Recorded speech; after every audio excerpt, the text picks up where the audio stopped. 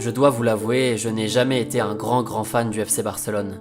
Léo Messi n'a jamais été mon joueur préféré et ne le sera sûrement jamais. Mais il fallait que j'en parle, qu'on en parle. Le passage de Lionel Andrés Messi en Catalogne restera à jamais marqué dans toutes les mémoires de ceux qui ont eu la chance de le voir éclore, de le voir dominer, de le voir sublimer un sport qui paraît si facile quand il le pratique. De Rosario au prestigieux Camp Nou, de la Masia aux plus belles pelouses européennes, du jeune espoir à l'idole, de toute une ville. L'Argentin est un ovni, l'apparition inexplicable d'un joueur aux pieds dorés, mais apparemment trop petit, trop frêle, trop timide. Durant plus de 16 ans, du 1er mai 2005, date de son premier but, au 16 mai 2021, Messi a fait vibrer le cœur des Barcelonais chaque soir, chaque match. Chaque ballon touché représentait une occasion de se lever, de crier, de rêver. Merci.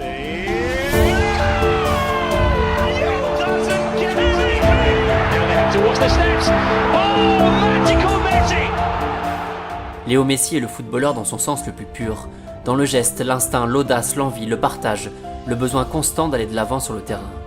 Tous les soirs, la Pulga faisait en sorte que chaque fan de football, quel que soit leur âge ou leur club, redeviennent de simples enfants en le voyant jouer avec ce ballon avec qui il ne fait qu'un.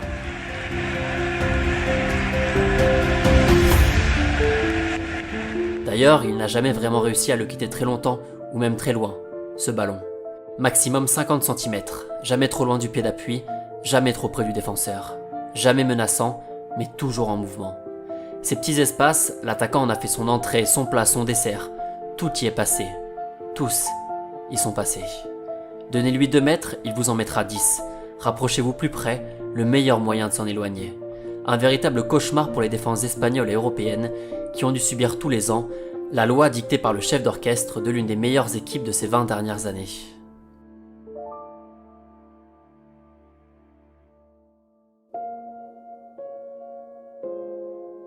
Déjà plus de 2 minutes et je n'ai pas encore utilisé un seul superlatif.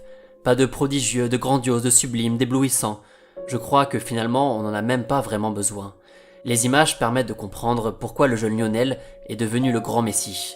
Pourquoi l'adolescent au problème de croissance récurrent est-il devenu le meilleur joueur de l'histoire du FC Barcelone.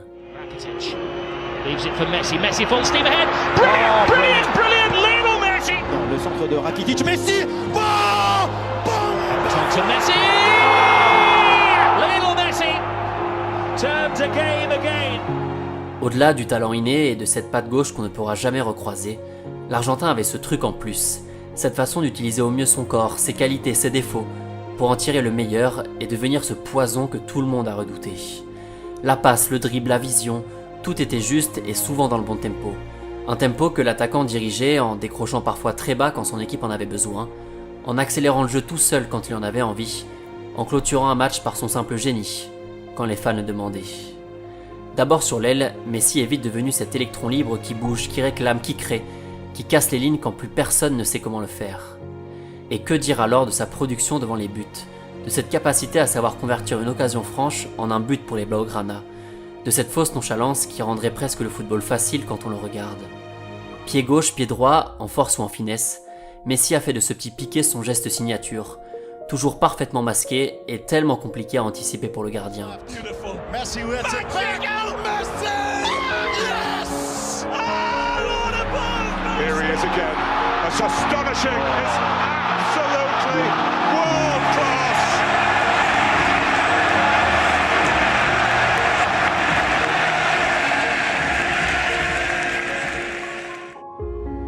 Pour les situations de jeu plus lointaines, il avait pris le soin d'acheter le meilleur balai possible pour nettoyer toutes les lucarnes. Ce même balai d'ailleurs qui lui a servi tout au long de sa carrière pour effacer tous les records de buts du club catalan. La pelouse était donc son jardin, sa meilleure façon de s'exprimer. Un gazon qui prenait parfois des airs de cours de récréation ou de simple terrain d'entraînement. Rendre le football facile est une chose, le faire pendant plus de 15 ans au plus haut niveau en est une autre. Alors oui, vous allez peut-être me dire, c'est facile de jouer avec Iniesta, Xavi, Busquets ou Neymar. Mais personne d'autre ne l'a fait comme Léo, car c'est sûrement encore plus facile de jouer avec Messi. Cette facilité dans l'exécution, la finesse technique, la prise de décision toujours plus rapide et ce ballon qui semble lui coller au pied à chacune de ses enjambées solitaires. Des buts comme ça, il y en a des dizaines, des slaloms tous aussi fous les uns que les autres, des défenses complètement perdues. Le football comme on aime le regarder. Rapide, instinctif, efficace.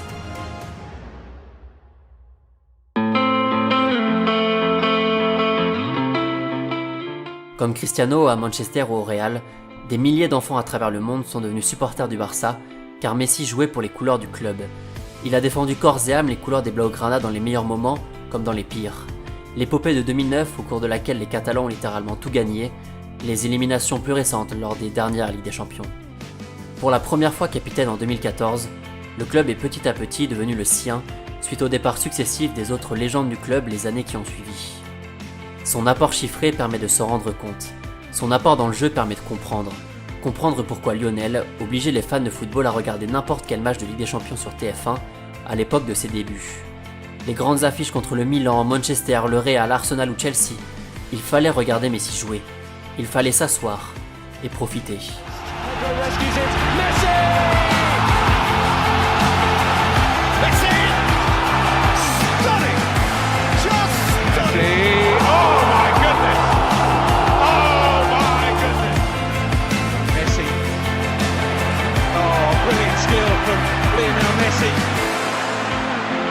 Surging forward with real menace here. Brilliant from Messi. Oh, what a goal that is! La rencontre pouvait basculer à tout moment sur un coup d'accélération de l'Argentin, une fantaisie, un but d'anthologie qui faisait parler pendant des jours, des mois, voire même des années. Les stats ne représentent que la partie émergée de l'iceberg. Son apport va bien au-delà.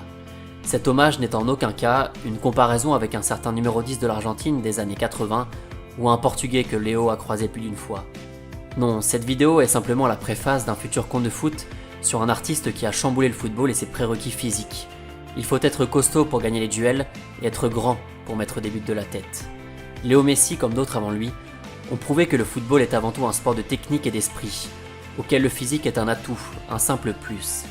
Un physique qui a d'ailleurs toujours tenu pour l'Argentin, lui qui n'a pas connu de très graves blessures l'empêchant de jouer pendant plus d'1 an, et qui tournait donc en moyenne à 50 matchs par saison, sans compter ses apparitions pour l'Albiceleste. Un dévouement total pour un club qui lui a tout donné, et à qui Léo Messi a tout rendu. 10 fois vainqueur du championnat, 7 Coupes d'Espagne et surtout 4 Ligues des Champions, remportées successivement aux côtés de Thierry Henry et Samuel Eto'o, Pedro et David Villa, Neymar et Luis Suarez.